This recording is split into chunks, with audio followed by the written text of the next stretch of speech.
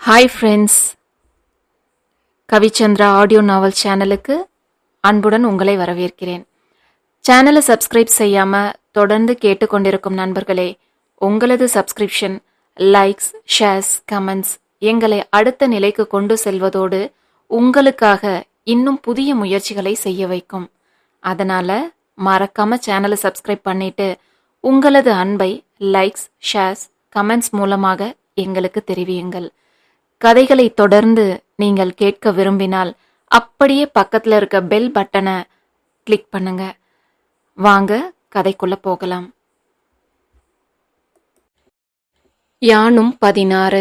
மறுநாள் காலை முதல் வேலையாக ஆராவை கல்லூரியில் சென்று இறக்கிவிட்டு திரும்பியவன் அவள் அறைக்குள் படிப்பதற்கு வசதியாக தன் கடையில் இருந்ததிலேயே மிக விலை உயர்ந்ததும் வசதியானதுமான மேஜை நாற்காலியைத்தான் வீட்டிற்கு கொண்டு வந்திருந்தான் ஆனந்த்.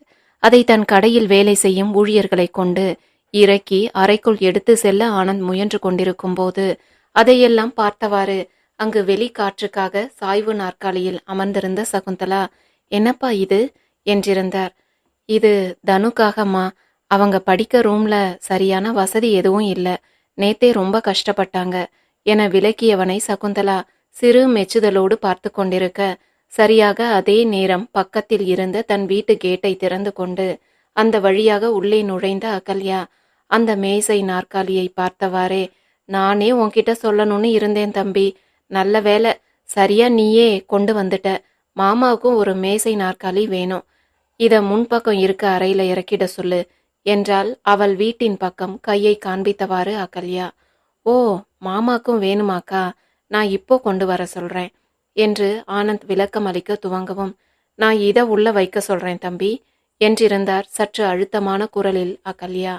இல்லக்கா, நான் இதோ இப்போவே உங்களுக்கு புது மாடல் டேபிள் ஒன்று கொண்டு வந்து கொடுக்குறேன் என ஆனந்த் பேச முயன்றதை வேகமாக இடையிட்டு இருந்தவள், உன்னை நான் கொண்டு வந்து கொடுக்க சொல்லல, இப்போ கொண்டு வந்ததை தான் கொடுக்க சொல்றேன், ரெண்டுக்கும் உனக்கு வித்தியாசம் புரியுதா என்று அகல்யா சற்று கோபத்தோடு கூறினாள். இல்லக்கா, இது என ஆனந்த் அப்போதும் தன்மையாகவே விளக்கம் கொடுக்க முயல அதை ஆத்திரத்தோடு தடுத்திருந்தவள், எனக்கு இந்த வழவழ கொழக்கொல விளக்கம்லாம் வேண்டாம் தம்பி, இதை இப்போவே கொடுக்க முடியுமா முடியாதா, அதுக்கு மட்டும் பதில் சொல்லு என்றிருந்தாள் அகல்யா. எப்பவும் உங்களுக்கு கொடுக்க முடியாதுன்னு நான் எதை சொல்லி இருக்கேன்க்கா, கண்டிப்பா கொடுக்குறேன், அதையும் இப்போவே கொண்டு வர சொல்றேன் என தன் அலைபேசியை எடுத்து கொண்டு ஆனந்த் யாருக்கோ அழைக்க முயலவும் அவனை வேகமாக நெருங்கியிருந்த அகல்யா, எனக்கு வேற எல்லாம் வேண்டாம், இதுதான் வேணும் என்றிருந்தாள். இது அவங்களுக்காக கொண்டு வந்ததுக்கா என்று ஆனந்த் லேசாக தயங்கி இழுக்கவும், அவங்களா, அது யாரு என்று தெரிந்தே தெரியாதது போல் அகல்யா கேட்டிருக்க, தனுக்கா என்றான் ஆனந்த். ஓஹோ, அப்படி என்னப்பா, நேத்து வந்த அவளை விட நாங்க உனக்கு குறைஞ்சு போயிட்டோம் என்றிருந்தாள் நக்கலாக அகல்யா. இதற்கு என்ன பதில் சொல்வது என தெரியாமல் திகைத்தான் ஆனந்த். அவன் யாரையும் உயர்வு தாழ்வு என்றெல்லாம் பார்ப்பவன் இல்லை, அத்தோடு தன்னோடு பிறந்தவர்களை அப்படி பார்ப்பானா என்ன? இந்த மேசை அவன் கடையில் இருப்பதிலேயே விலை உயர்ந்தது மட்டுமல்ல, வெளிநாட்டில் இருந்து இறக்குமதி செய்யப்பட்ட ஒன்று. இந்த மேசை அமர்ந்து படிப்பதற்கும் எழுதுவதற்கும் மட்டுமல்லாமல் லேப்டாப் வைத்து பயன்படுத்தவும், அதிலேயே ஒரு பக்கத்தில் இருக்கும் கபோர்டு போல அழகாக வடிவமைக்கப்பட்டிருந்த பகுதியில் அவளுடைய புத்தகங்களை அடுக்கி வைத்து கொள்ளவும் என அனைத்து வசதிகளையும் கொண்டது. அதனாலேயே ஆராவுக்கு இதை கொண்டு வந்து கொடுக்க வேண்டும் என நேற்று இரவே ஆனந்த் தீர்மானித்து விட்டிருந்தான். அதற்கேற்றாற்போல் இந்த மேசை வகையில் இப்போதைக்கு கடையில் ஒன்றே ஒன்றுதான் மீதம் இருந்தது. மீண்டும் இதேபோல் ஒன்று வேண்டுமானால் மறுபடியும் ஆர்டர் கொடுத்து அதை வரவழைப்பதற்கு குறைந்தது 40 முதல் 60 நாட்கள் வரை கூட சில நேரங்களில் ஆகும் என்று அறிந்ததனாலேயே அகல்யாவுக்கு இதை உடனே எடுத்துக்கொள் என சொல்ல ஆனந்தால் முடியவில்லை. இளவரசோடு ஒப்பிட்டு பார்த்தால் ஆராவுக்குத்தான் இப்போது ஒரு மேசை நாற்காலி உடனடி தேவையாக இருந்தது. ஏனெனில் ஆனந்தே 1 வருடத்திற்கு முன் ஒரு புத்தம் புதிய மேசை நாற்காலியை இளவரசுக்கு கொண்டு வந்து கொடுத்திருக்கிறான். அதுவும் விலையுயர்ந்த ஒன்றுதான். அவ்வளவு சீக்கிரம் அது பழுதாகி இருக்கவும் வாய்ப்பில்லை என்று அறிந்திருந்தவன் அதனாலேயே இதை இப்போது தேவை இருக்கும் ஆராவுக்கு கொடுக்க எண்ணினான் ஆனந்த். அகல்யாவின் கணவன் அவ்வப்போது 2 மாதத்திற்கு ஏதாவது ஒரு தொழிலை செய்வதாக சொல்லி சுற்றி கொண்டிருக்கும் பழக்கமுடையவன். பெரிதாக அதற்கான செலவுகளை எல்லாம் செய்து அனைவருக்கும் பெருமையாக பகிர்ந்துவிட்டு துவங்குபவன். சில நாட்களிலேயே அதையும் நஷ்டமாக்கிவிட்டு அடுத்த 6 மாதங்கள் வீட்டில் சும்மாவே இருப்பான். பெரும்பாலும் அதில் ஏற்படும் நஷ்டங்களை எல்லாம் அடைப்பது ஆனந்தாகத்தான் இருக்கும். இரவு பகல் என்று பாராமல் ஓய்வின்றி உழைத்து அவன் சிறுக சிறுக சேர்க்கும் பணமெல்லாம் இப்படி விரயமாவதை அவனால் ஏற்றுக்கொள்ளவும் முடியவில்லை, வாய்விட்டு கேட்கவும் முடிவதில்லை. ஒவ்வொரு முறையும் அவன் நஷ்டமடைந்து வீட்டிற்குள் முடங்கி கிடக்கும் நேரங்களில் தொழில் துவங்க என அவன் வாங்கியிருந்த கடனை கேட்டு வந்து நிற்பவர்களுக்கு பதில் சொல்லக்கூட இளவரசு முன் வருவதில்லை. அப்போதெல்லாம் அகல்யாதான் இங்கு ஆனந்தின் முன் வந்து கண்ணை கசக்கிக் கொண்டு நிற்பாள். ஆரம்பத்தில் அமைதியாக இருந்த சகுந்தலா கூட அதன் பின்னான நாட்களில் கோபத்தில் கடுகடுக்க துவங்கிவிட்டார். ஆனந்திற்கு கூட அப்படித்தான் இருக்கும் என்றாலும் இப்படியே விட்டுவிட்டால் அங்கு பாதிக்கப்பட போவது தன் சகோதரிதானே என்றே அந்த கடனை அடைப்பான் ஆனந்த். அப்போது ஆனந்த் எங்கே சகுந்தலாவின் பேச்சை கேட்டு உதவாமல் போய் விடுவானோ என்ற பயத்தில் தானாகவே முன்வந்து, இனி இப்படி ஒரு தப்பு நடக்காம பாத்துக்கிறேன் தம்பி, இந்த ஒரு முறை உதவி செய் ப்ளீஸ் என்பவளுக்கு மறுக்க தோன்றாமல் உதவுவான் ஆனந்த். ஆனால் அடுத்த முறையும் கணவன் செய்யும் தவறை தடுக்க முயலாமல் அனைத்தும் அது தலைக்கு மேல் போன பின்பு இதே காரணத்தை சொல்லிக்கொண்டு ஆனந்தின் முன் சகுந்தலாவுக்கு தெரியாமல் வந்து நிற்பாள் அகல்யா. ஆனால் அவளுக்குமே தெரியும் ஆனந்த் இதை பற்றி சகுந்தலாவிடம் எப்படியும் மறைக்கப் போவதில்லை என்று. ஆனால் எங்கே செய்வதற்கு முன்பு அதை சகுந்தலா தடுத்து விடுவாரோ என்ற பயமே இப்போதெல்லாம் அன்னை அறியாமல் ஆனந்திடம் கேட்டு தன் தேவைகளை அகல்யாவை நிறைவேற்றிக் கொள்ள வைத்தது. ஏனெனில் அவளின் நிலை அங்கு அப்படிப்பட்டது. கணவனையும் தட்டி கேட்க முடியாது, அவனை பகைத்து கொண்டால் அங்கு அவளால் ஒரு நாளும் இருக்க முடியாது என்று அகல்யாவுக்கு நன்றாகவே தெரியும். எப்படியாவது இளவரசுக்கு 2வது திருமணம் செய்து வைத்தே தீருவது என்ற முடிவில் இருக்கும் மாமியாரிடம் இருந்து தன்னை ஓரளவு காப்பது இப்படியான ஆனந்த் அவ்வப்போது செய்யும் உதவிகள்தான் என்று புரிந்தே கணவனின் இந்த ஊதாரித்தனத்தை அனுமதித்துக் கொண்டிருக்கிறாள் அகல்யா. இங்கு தன் சுயநலம் மற்றொருவரின் உழைப்பை வீணடிப்பதை பற்றியெல்லாம் அகல்யாவுக்கு துளியும் கவலையில்லை. தன் வாழ்க்கை என்று வரும்போது சுயநலத்தின் மொத்த உருவமாக இருக்கும் தானே அதுவே ஆனந்த். அவன் வாழ்க்கை என்று வரும்போது அப்படி இருக்கக்கூடாது என எதிர்பார்ப்பது எந்த விதத்தில் நியாயம் என்று அவளுக்கு புரியவில்லை. இப்போதும் அதுபோல் தன் இளவரசு ஏதோ அடகு வாங்கும் தொழில் ஒன்றை ஆரம்பித்து இருக்கிறான். இது எவ்வளவு நாள் நீடிக்கும் என கூட அவனுக்கே தெரியாது. ஆனால் 2 நாட்களுக்கு முன் நிறைய இழுபறைகளோடு ஒரு மேசை நாற்காலி வேண்டும் என அவன் சொன்னதை பிடித்து கொண்டுதான் இவ்வளவு பேச்சும் பேசிக் கொண்டிருக்கிறாள் அகல்யா. எப்போதுமே வீட்டில் இருந்தபடியே தொழில் செய்வதுதான் இளவரசுவின் வழக்கம். இப்போதும் அதேபோல் வீட்டின் முன் அறையை அடகு கடை போல அமைத்து கொண்டு நகை மற்றும் பொருட்களை வாங்கி கொண்டு பணம் கொடுத்து கொண்டு இருக்கிறான். இதில் என்ன குளறுபடிகள் எல்லாம் செய்ய போகிறானோ என்ற கவலை ஆனந்திற்கு இருக்கும் அளவுக்கு கூட அகல்யாவுக்கு இல்லை. அவன் செய்யும் வேலைக்கு பெரிதாக இது போன்ற மேசை நாற்காலி எல்லாம் தேவைப்படாது. அதனாலேயே இளவரசுக்கு பயன்படாத ஒன்றை அவனுக்காக கொடுப்பதை விட அது தேவைப்படும் ஆராவுக்கு கொடுக்க நினைத்தான் ஆனந்த். ஆனால் அகல்யாவிற்கோ ஆனந்தின் இந்த மறுப்பு தன்மான பிரச்சனையாக மாறிப்போனது. நேற்று வரை இவள் எதை கேட்டாலும் மறுக்காமல் கொடுத்தவன், அவனுக்கென வாங்குவதை கூட உடனே எடுத்துக்கொள் என்று விடுபவன், இன்று ஆராதனாவுக்காக கொண்டு வந்த ஒன்றை தர மறுப்பது அகல்யாவுக்கு அவமானமாக தோன்றியது. ஆனந்தின் வாழ்வில் இனி தங்களை எல்லாம் விட அவள்தான் முக்கியமாக மாறிவிட்டாளோ என அந்த நொடியில் தோன்றவும் சுறுசுறுவென உண்டான கோபத்தோடு, ஓ அந்த அளவுக்கு ஆகி போச்சா தம்பி, இதுவரைக்கும் நீ இப்படியெல்லாம் நடந்து நாங்க பார்த்ததே இல்லையே, அப்படி என்ன எங்களை எல்லாம் விட உனக்கு முக்கியமா போயிட்டா அவ என ஆத்திரத்தோடு கேட்டாள் அகல்யா. இந்த சின்ன விஷயத்துக்கு ஏங்கா இப்படியெல்லாம் பேசுறீங்க? இதுல முக்கியம் அது இதெல்லாம் எங்க இருந்து வந்தது? உங்களையெல்லாம் நான் அப்படி நினைக்கிற ஆளா?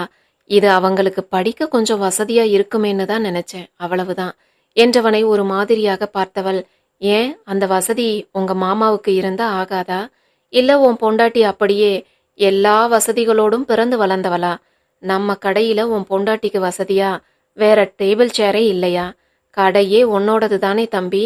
நீ நினைச்சா என்ன வேணும்னாலும் எப்போ வேணும்னாலும் கொண்டு வந்து அவளுக்கு கொடுத்து கொஞ்சி இருக்கலாமே. எனக்கு இது பிடிச்சிருக்குன்னு தானே கேட்டேன். அதை கொடுக்க கூட உனக்கு மனசில்ல இல்ல என அகல்யா ஆதங்கமான குரலில் விட்டு கொடுக்காமல் வாதாடவும் ஒரு கட்டத்தில் சோர்ந்தே போனான் ஆனந்த். இனி இதை பற்றி பேசி அவளுக்கு புரிய வைக்க முடியாது என்று தோன்றவும், சரிக்கா, என்ன இப்போ இந்த டேபிள் சேர் உனக்கு வேணும் அவ்வளவுதானே, எடுத்துக்கோ என்றதுதான் தாமதம். அதுவரை அங்கு அமைதியாக அமர்ந்து அனைத்தையும் பார்த்து கொண்டிருந்த சகுந்தலா, அவதான் புரிஞ்சுக்காம பேசுறான்னா நீயும் அதுக்கு ஆமாம் சாமி போடுவியா தம்பி? ஒழுங்கா இதை எடுத்துட்டு போய் உள்ள வைக்கிற வேலையை பாரு என்று கடிந்து கொள்ளவும், செய்வது அறியாது இருவரின் முகத்தையும் பார்த்தவாறு நின்றான் ஆனந்த். இப்போ உங்களுக்கு என்னம்மா பிரச்சனை? அவனே தரேன்னு சொன்னாலும் நீங்க ஏன் வேண்டாம்னு சொல்றீங்க என அகல்யா அடுத்து சகுந்தலாவிடம் சண்டைக்கு தயாராக, உன் புருஷனுக்கு வாங்கின எதையாவது எப்பவாவது உன் தம்பிக்கு கொண்டு வந்து நீ கொடுத்திருக்கியா என்றிருந்தார் சகுந்தலா.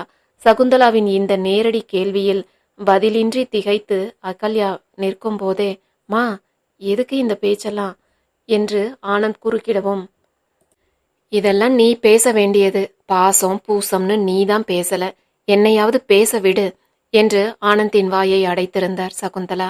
அந்த சில நொடிகளிலேயே தன்னை சமாளித்து கொண்டு, நான் எங்க எப்போ எது வாங்கி இருக்கேன் எடுத்துட்டு வந்து இவனுக்கு கொடுக்க, எனக்கே இவன் தானே வாங்கி கொடுப்பான் என சமாளிப்பாக அகல்யா கூறவும், உன் புருஷனுக்கு பிறந்த நாள் வருதுன்னு 1 மாசம் முன்னையே உன் தம்பிக்கிட்ட கேட்டு காசு வாங்கி உன் புருஷனுக்கு விதவிதமா வாங்கி கொடுக்க தெரியுது இல்ல, இதே இன்னைக்கு வர உன் தம்பிக்கு ஏதாவது செய்யணும்னு நினைச்சிருக்கியா? பெருசா கூட எதுவும் வேண்டாம், வாரத்துக்கு 2 நாள்ல நல்ல நல்லி எலும்பா போட்டு இளங்கரியா வாங்கிட்டு வா தம்பின்னு ஃபோன் செய்ய தெரியுது இல்ல, அதுல 4 பீஸ் எடுத்து போட்டு சூடா உனக்கு பிடிக்குமேன்னு கொண்டு வந்தேன், சாப்பிடுன்னு கொடுக்கணும்னாவது இத்தனை வருஷத்துல ஒரு நாளாவது உனக்கு தோணி இருக்கா என்றார் தன் பல நாள் ஆதங்கத்தை வெளிப்படுத்தி இருந்தார் சகுந்தலா. சகுந்தலாவின் இந்த குறி பார்த்து அடித்த தாக்குதலில் பதிலின்றி திருதிருத்தவள் சட்டென, என்னம்மா இப்போ எல்லாம் பேச்சு ரொம்ப ஒரு மாதிரியா இருக்கு?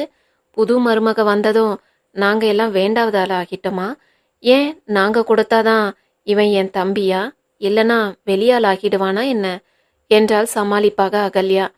அப்போ இந்த டேபிள் கொடுக்கலன்னா கூட நீ அவனுக்கு முக்கியமானவ இல்லைன்னு ஆகிடாது தானே என அகல்யாவின் வார்த்தைகளை கொண்டே சகுந்தலா அவளை மடக்கவும், அதற்கு பதில் சொல்ல முடியாமல் தடுமாறியவள், அப்போ இனி அவன் எங்களுக்கு எதுவும் செய்ய மாட்டான், அந்த மகாராணி செய்ய விடவும் மாட்டா, நாங்க எல்லாம் இப்போ வேண்டாதவளாகிட்டோம் அப்படிதானே என்று பேச்சை மாற்ற முயன்றாள் அகல்யா. நீ வேண்டாதவன்னு நாங்க யாரும் நினைக்கல, ஆனா உனக்கு தான் என் வீட்டு மருமக வேண்டாதவளா தெரியறா, அதனாலதான் தேவையில்லாம பிரச்சனை செஞ்சுட்டு இருக்க. நல்லா கேட்டுக்கோ அகல்யா, இது கொஞ்சம் கூட சரியில்லை. உன் தம்பிக்குன்னு ஒரு தனிப்பட்ட வாழ்க்கை இருக்கு, அதுக்குள்ள நுழைஞ்சு கலகம் செய்ய நினைக்காத என்றார் எரிச்சலோடு அகல்யா. என்ன கலகம் செய்யறேனா? யாரு, நானா? என்ன பார்த்தா இப்படி சொன்னீங்கம்மா?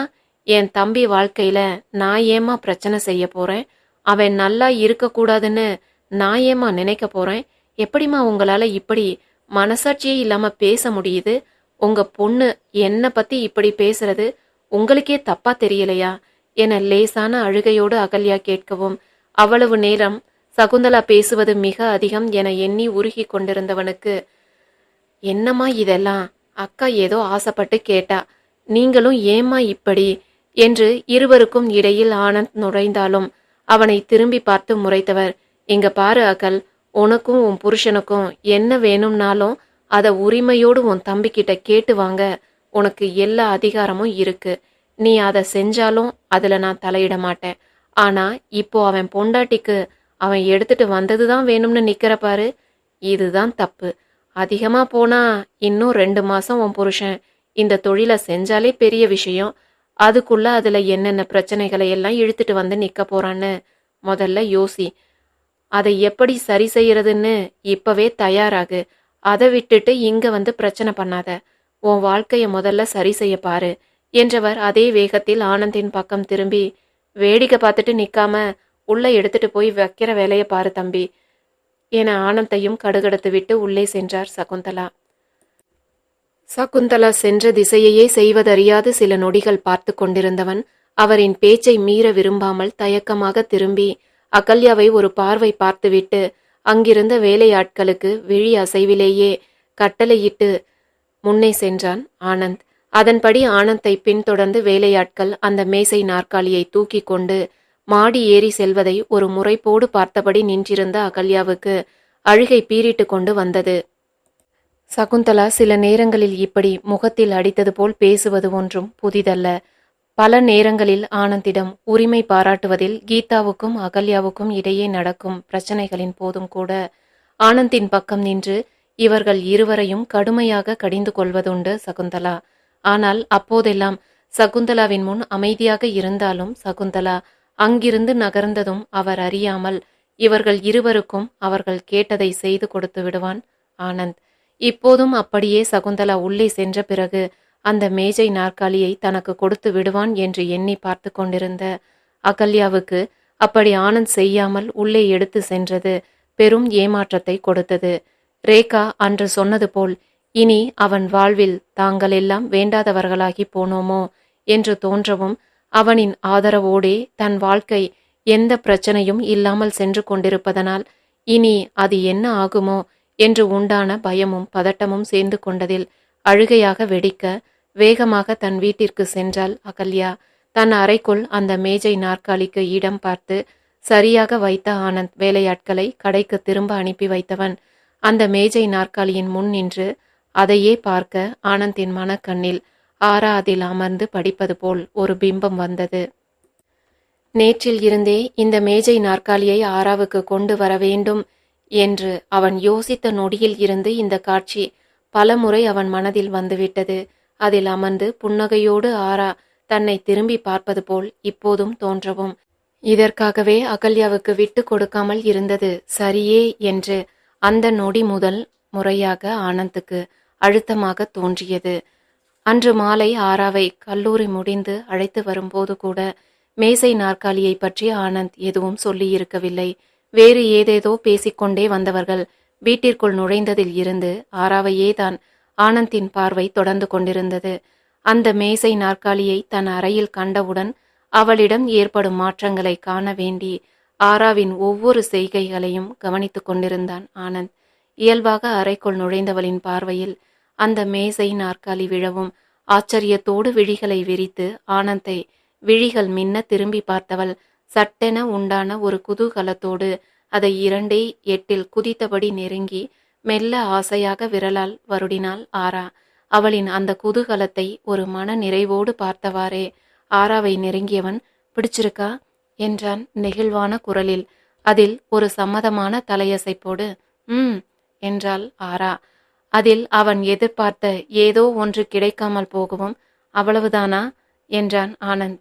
ஆமா வேற என்ன என ஆரா புரியாமல் திரும்பி பார்க்கவும் ஒன்றுமில்லை என்பது போல் தலையசைத்தாலும் அவனை அறியாமல் ஆனந்தின் இதழ்கள் வேற எதுவும் இல்லையா என்றிருந்தது.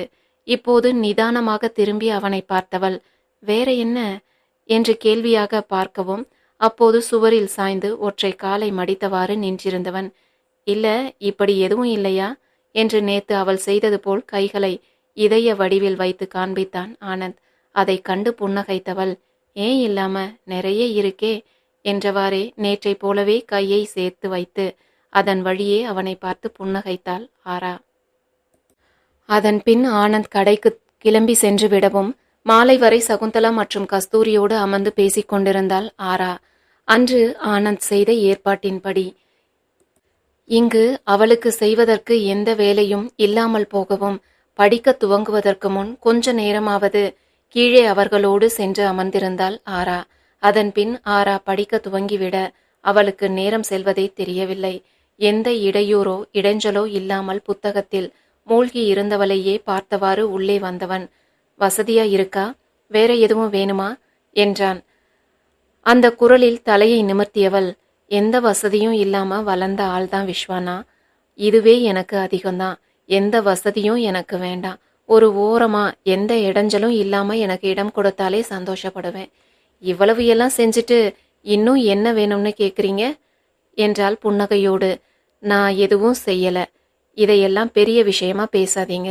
எது வேணும்னாலும் இங்கே அதை செஞ்சுக்க உங்களுக்கு எல்லா உரிமையும் இருக்கு என்றவனுக்கு ஒரு புன்னகையையே பதிலாக கொடுத்தவள் அன்று சொல்லி இருந்தது போலவே ஆனந்தை அழைத்து சென்று உணவை எடுத்து வைக்க, எப்போதும் இவ்வளவு நேரம் சகுந்தலாவை தனக்காக காத்திருக்க வைக்கிறோமே என்ற குற்ற உணர்வோடு வேகமாக சாப்பிடுபவன் இன்று மன நிறைவோடு விழிகளால் அவளை பருகிக் கொண்டே நிதானமாக சாப்பிட்டு முடித்தான் ஆனந்த். அதன் பின் நேற்று போலவே கொஞ்ச நேரம் மாடிக்கு போலாமா என்று ஆனந்த் கேட்கவும் உடனே சம்மதித்த ஆரா அவனோடு மேலே ஏறி செல்ல, அங்கு குளிர்ந்த காற்று இவர்களை வரவேற்க தயாராக இருந்தது. நேற்று போல் ஆரா புத்தகத்தோடு வரவில்லை என்பதால் இயல்பாக சிறு சிறு விஷயங்களை பேசியபடி இங்கும் அங்கும் நடந்து கொண்டிருந்தனர் இருவரும். லேசாக அவ்வப்போது உரசும் கைகளும் தெரியாமல் மோதும் தோள்களுமாக நடந்து கொண்டிருந்த இருவருமே அந்த நொடிகளை வெகுவாக உள்ளுக்குள் ரசித்தார்கள். அப்படி நடந்து கொண்டிருந்தவள் பாதையில் கவனமில்லாது போக எதிரில் இருந்த சுவரில் மோதிக்கொள்ள பார்க்க சட்டென தன்னை நோக்கி பிடித்து இழுத்திருந்தான் ஆனந்த்.